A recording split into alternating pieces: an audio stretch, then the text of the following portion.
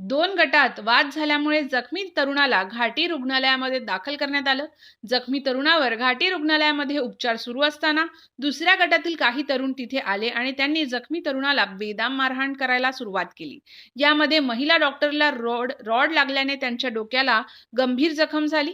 दरम्यान हा तुफान राडा सुरू असताना सुरक्षेसाठी तैनात असलेले MSF जवानांनी भांडण सोडून त्यासाठी मध्यस्थी न केल्यामुळे 4 जवानांची हकालपट्टी करण्यात आली आहे. या प्रकरणी बेगमपुरा पोलीस ठाण्यामध्ये तक्रार देण्यात आली आहे. मिळालेल्या माहितीनुसार शासकीय वैद्यकीय महाविद्यालय घाटी रुग्णालयाच्या बाहेर 2 गटांमध्ये तुफान राडा झाला.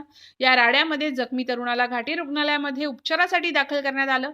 तरुणावर उपचार सुरू असताना दुसऱ्या गटातील काही तरुण रॉड घेऊन उपचार सुरू असलेल्या ठिकाणी दाखल झाले.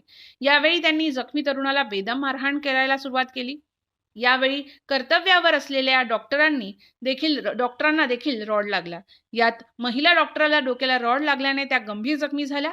त्यांच्यावर घाटी रुग्णालयामध्ये उपचार सुरू आहे.